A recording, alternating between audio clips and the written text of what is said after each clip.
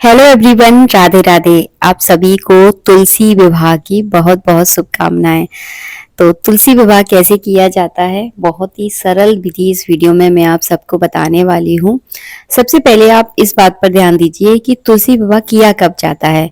एकादशी से लेकर पूर्णिमा तक आप किसी भी शुभ दिन पर तुलसी विवाह कर सकते हैं। कुछ लोग वैकुंठी चौदस के दिन करते हैं, कुछ दिन पूर्णिमा के दिन भी करते हैं, कुछ लोग एकादशी के दिन करते हैं। तो आपके पास जिस दिन पर्याप्त समय हो, पर्याप्त व्यवस्था हो, उस दिन जो है ना आप तुलसी विवाह जरूर करें। जिन लोगों के यहाँ बरसात के सीजन में नई तुलसी उत्पन्न होती है, उसका विवाह करना बहुत जरूरी होता है।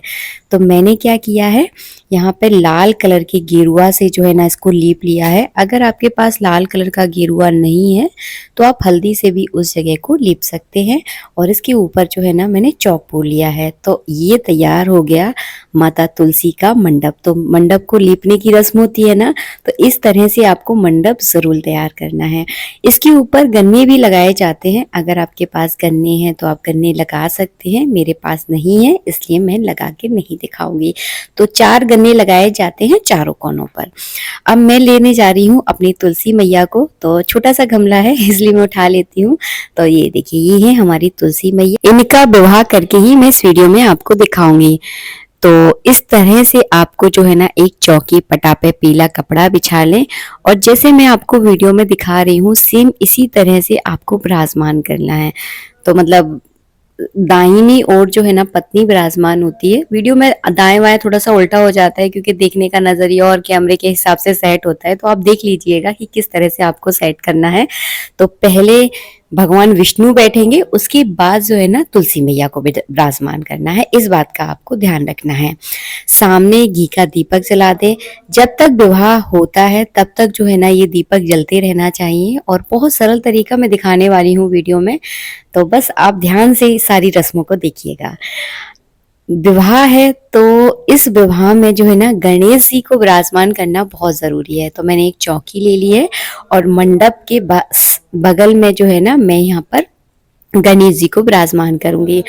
आप चाहे तो सिपाड़ी के रूप में गणपति जी को विराजमान कर सकते हैं। अगर आपके घर के मंदिर में अगर गणेश जी हैं तो उनको भी यहाँ पे विराजमान आप कर सकते हैं। गणेश जी को विराजमान करना जरूरी है, तभी ये विवाह संपूर्ण माना जाएगा। विवाह से पहले गणेश जी का पूजन करना अनिवार्य है। तो इस तरह से आप 4 बार गणेश जी पर जल चढ़ा दीजिएगा। उसके बाद कलावा रूपी वस्त्र अर्पित करें, गणेश जी पर तिलक करना है, चावल चढ़ाना है। तो इस तरह से जो है ना आपको गणेश जी का पूजन करना है। एक बात का विशेष ध्यान रखिएगा, अगर आप एकादशी के दिन तुलसी विवाह करने वाले हैं तो आपको चावलों का यूज बिल्कुल भी नहीं करना है। चावलों की जगह आपको तिल का प्रयोग करना है। अगर आप द्वादशी के दिन या वैकुंठी चौदस के दिन अगर विवाह करने वाले हैं तो फिर आप चावल का यूज कर सकते हैं। तो यहाँ पर हमने अपने लड्डू गोपाल को विराजमान किया है। अगर आपके पास भगवान शालिग्राम है तो आप उनको ही विराजमान करें, क्योंकि भगवान शालिग्राम के साथ ही तुलसी विवाह होता है। तो मेरे पास लड्डू गोपाल है, तो मैंने लड्डू गोपाल को तो सुबह ही स्नान करा दिया था, अच्छे से तैयार कर दिया था। तो मैं उनको स्नान और तैयार नहीं कर रही हूँ, आसन पर मैंने उनको विराजमान कर दिया है क्योंकि वो तैयार होकर ही आए हैं विवाह में। और यहाँ पे तुलसी मैया पे मैंने जल चढ़ाया है। आज के दिन हल्दी वाला जल तुलसी मैया पे चढ़ाया जाता है, तो हल्दी वाला जल चढ़ा दिया है, टीका चंदन कर दिया है, श्रृंगार करूंगी, चूड़ियां पहना दी है, महावर लगा दिया है मैंने, मेहंदी लगा दूंगी, बिंदी लगा दूंगी। अगर आप लहंगा लेकर आए हैं या साड़ी लेकर आए हैं तो उन्हें अच्छी से साड़ी पहना दे। जो भी सुहाग सामग्री होती है सब कुछ जो है ना आपको तुलसी मैया पर अर्पित करनी है। तो यहाँ पे जो है ना पूरा मैंने जितना भी पहना सकते हैं आप पहना दीजिए, जो नहीं पहना पा रहे हैं उनके बगल में रख दीजिए। इसके बाद जो है ना एक कटोरी में मैंने हल्दी ली है। हल्दी लगाना बहुत आवश्यक होता है, आप सबको पता होगा। विवाह में हल्दी बहुत ज़रूरी है, तो हल्दी ज़रूर लगाइए आप। इस तरह से जो है ना हल्दी हम लोगों के यहाँ हल्दी और महावर हम लोग ज़रूर लगाते हैं। तो बस वही हिसाब से जो है ना मैं हल्दी लगा रही हूँ और महावर लगा रही हूँ। अपने छोटे से कान्हा जी को भी मैंने हल्दी लगा दी है, क्योंकि दूल्हे को भी हल्दी लगाई जाती है, तो इसीलिए मैंने दूल्हे को भी हल्दी लगा दी है। इसके बाद जो है ना पुष्प चढ़ा दें, और यहाँ पे कान्हा जी को भी साथ के साथ में जो है ना फूल अर्पित कर दूंगी। टीका चंदन आपको कान्हा जी को भी करना है। यहाँ पे जो है ना मैं तो पहले से ही कान्हा जी को मैंने तैयार कर दिया था, इस वजह से तैयार नहीं किया। आप अच्छे से कान्हा जी को तैयार करें, जनेऊ ज़रूर चढ़ाएं, क्योंकि जनेऊ के बिना विवाह नहीं होता है। आपने देखा भी होगा विवाह में जनेऊ ज़रूर चढ़ता है, तो आपको जनेऊ अवश्य रूप से चढ़ाना है, पहनाना है।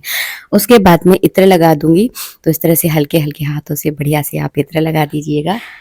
अब बारी है बरमाला पहनाने की। तो सबसे पहले मैया तुलसी पहनाएंगी भगवान को बरमाला। तो भगवान विष्णु को जो है ना बरमाला इस तरह से पहना दीजिएगा। इसके बाद भगवान विष्णु तुलसी मैया को बरमाला पहनाएंगे। तो इस तरह से जो है ना तुलसी मैया पर आप बरमाला पहना दें। बरमाला की रस्म करना, गोद भरने की रस्म करना, शादी में जो रस्में ज़रूरी होती हैं, जो आपके यहाँ जो रस्में की जाती हैं, उन रस्मों को आप ज़रूर करें। इसके बाद किया जाता है गठबंधन। तो मैंने माता तुलसी की चुन्नी ले ली है और भगवान शालिग्राम का मैंने पीले कलर का दुपट्टा ले लिया है। तो इस तरह से जो है ना नीचे आपको पीला दुपट्टा, ऊपर से आपको चुन्नी रखनी है और इसके अंदर क्या रखना है आपको, एक सिपाड़ी, एक हल्दी के गांठ, थोड़े से चावल और 11-21 रुपए दक्षिणा के। तो इस तरह से रखने के बाद जो है ना इसमें इस तरह से यूं मोड़ना है और एक गांठ लगाई जाती है, केवल गोल गांठ नहीं लगाना। इस तरह से जैसे मैं आपको वीडियो में दिखा रही हूँ, सेम इसी तरह से जो है ना गठबंधन किया जाता है। गांठें तो कई तरह से लगती हैं, लेकिन गठबंधन की गांठ सेम इस तरह से लगती है। चलिए, गठबंधन हो गया है, तो मैया तुलसी पर जो है ये गठबंधन हम उड़ा देते हैं। अगर आप पति पत्नी मिलकर अगर ये विवाह करते हैं, तो ये विवाह में और भी ज्यादा 4 चांद लग जाते हैं और ये विवाह और भी ज़्यादा खूबसूरत हो जाता है। तो यहाँ पर मैंने अपने लड्डू गोपाल के पास पीले कलर का दुपट्टा रख दिया है और मैया तुलसी को जो है ना ये लाल कलर की चुन्नी जो है ना मैंने उड़ा दी है। इसके बाद हम गाएंगे भोग में सिंघाड़े चढ़ाना बहुत आवश्यक होता है, क्योंकि सिंघाड़े इस मौसम के फल होते हैं। तो यहाँ पर आप सिंघाड़े जरूर चढ़ाएं। इसके बाद मिठाई का भोग लगा दें। घर में मीठा जरूर आपको बनाना है। तुलसी विवाह के दिन घर में पकवान जरूर बनाए जाते हैं। मैं क्या बनाती हूँ, आलू की सब्जी, पूड़ी बनाती हूँ और खीर बनाती हूँ। तो मेरे घर में ये जरूर बनता है। और मैं एकादशी पर तुलसी विवाह नहीं करती। हमारे यहाँ एकादशी जो देवउठनी एकादशी की पूजा ना की नहीं जाती, तो हम लोग क्या करते हैं, जो बैकुंठी चौदस होती है ना, उस दिन मैं तुलसी विवाह करती हूँ। खीर, पूड़ी, सब्जी या हलवा जो है ना जरूर बनाती हूँ। इसके बाद जो है ना मांग भरने की रस्म होती है। तो सोने की अंगूठी से या चांदी के सिक्के से मांग भरी जाती है। अगर आप ऑरेंज वाले सिंदूर से मांग भरते हैं तो वो वाला सिंदूर ले सकते हैं। अगर आप लाल वाले कुमकुम से अगर मांग भरते हैं तो उससे आप इस तरह से मांग भरें। थोड़ा सा सिंदूर लें, लड्डू गोपाल से उसे छुआ दें और तुलसी मैया की इस तरह से जो है ना आप मांग भरते हैं। ये कार्य जो है ना 3 बार किया जाता है। हमारे यहाँ तो 3 बार किया जाता है। आपके यहाँ पे जितनी बार किया जाता हो आप उस हिसाब से कर सकते हैं, क्योंकि हर जगह का कल्चर बहुत अलग अलग होता है। तो मैं केवल आपको अपना कल्चर दिखा रही हूँ। आपके यहाँ अगर थोड़ा अलग तरीके से किया जाता है ना, तो आप उस तरह से करें। और अंगूठी में जितना भी सिंदूर लगा रह जाता है ना, उससे हम लोग अपनी मांग भर लेते हैं, क्योंकि ये मैया तुलसी का सिंदूर है ना, तो इसे खुद की मांग भर लीजिएगा। उसके बाद जो है ना इस तरह से धूप दीप दिखा दें, जैसे मैं आपको वीडियो में दिखा रही हूँ। और जो सिंदूर जो बच जाता है ना, इसे आप अपनी सिंदूर दानी में डाल दें। बहुत अच्छा होता है, क्योंकि मैया तुलसी के विवाह का सिंदूर है। हम लोग तो क्या करते हैं, आपस में सब लोग बांट लेते हैं थोड़ा थोड़ा सा करके और इसे अपनी सिंदूरदानी में भर लेते हैं। चलिए, अब आपको क्या करना है, अब हम करेंगे पैर पखारने की रस्म। पैर पखारने की रस्म हमारे यहाँ जरूर होती है। तो वैसे तो पैर पीतल की परात में पखारे जाते हैं। अगर आपके पास पीतल का कोई बर्तन नहीं है तो आप स्टील की कटोरी में थोड़ी सी हल्दी घोल लीजिए और इस तरह से 3 बार जो है ना मैया तुलसी के पैर पखारने हैं आपको। और सेम इसी विधि से 3 बार आपको अपने लड्डू गोपाल के पैर पखारने हैं। पैर पखारे कभी खाली हाथ नहीं पखारे जाते, आपको कुछ ना कुछ इसमें दक्षिणा देनी होती है। तो आप चाहें तो दक्षिणा दे सकते हैं, आप चाहें तो 5 बर्तन दे सकते हैं, आप चाहें तो कोई भी जो भी आप दान पुण्य करना चाहते हैं वो कोई भी आप सामग्री इसमें दे सकते हैं। वो पैर पखारने की जो सामग्री है उसे घर में नहीं रखा जाता है, उसे तुलसी विवाह के बाद दान ही किया जाता है। तो आप अपने हिसाब से देख लें, जो भी चीज़ आप दान करना चाहते हैं उस हिसाब से आप पैर पखारने में वो सामान आप दे सकते हैं। जैसे कि मैंने लोटा, जो तांबे का लोटा है, इससे मैंने पैर पखारे हैं। इसके बाद जो है ना, आपको थोड़ा सा हवन करना है, क्योंकि फेरे अग्नि के सामने लिए जाते हैं। तो हम यहाँ पे थोड़ा सा हवन करेंगे। इस अग्नि में हम जो भी हमने अपने घर में मीठा पकवान बनाया है, सबका इसी अग्नि में हम भोग लगाएंगे और इसी अग्नि के सामने हम माता तुलसी और भगवान विष्णु की फेरे करवाएंगे। तो देखिए अग्नि प्रज्वलित हो गई है, मैंने भोग भी लगा दिया है। तो चलिए अब हम फेरे करेंगे। फेरे कोशिश करें कि आप पति पत्नी मिलकर साथ में करें।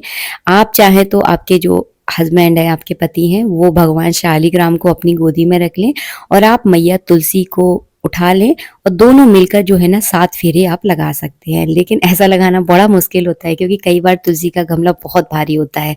अगर ऐसा ना हो सके तो आप सिंपल इस तरह से, जैसे कि हम लोग 7 फेरे लगा रहे हैं, वैसे भी आप लगा सकते हैं। देखिए भाव की पूजा है, हम तुलसी बन सकते हैं, ना हमारे पति भगवान विष्णु बन सकते हैं। लेकिन ये जो भी प्रोसेस मैं इस वीडियो में आपको दिखा रही हूँ, ये केवल भाव की पूजा है। आशा करती हूँ ये तुलसी विवाह आप सबको बहुत अच्छा लगा होगा, विवाह पसंद आया है तो प्लीज़ हमारे वीडियो को लाइक कीजिएगा। मिलेंगे आप सबसे नेक्स्ट वीडियो में। जब तक के लिए जय श्री राधे मित्रों, राधे राधे। आप सभी को तुलसी विवाह की हार्दिक शुभकामनाएं। राधे राधे।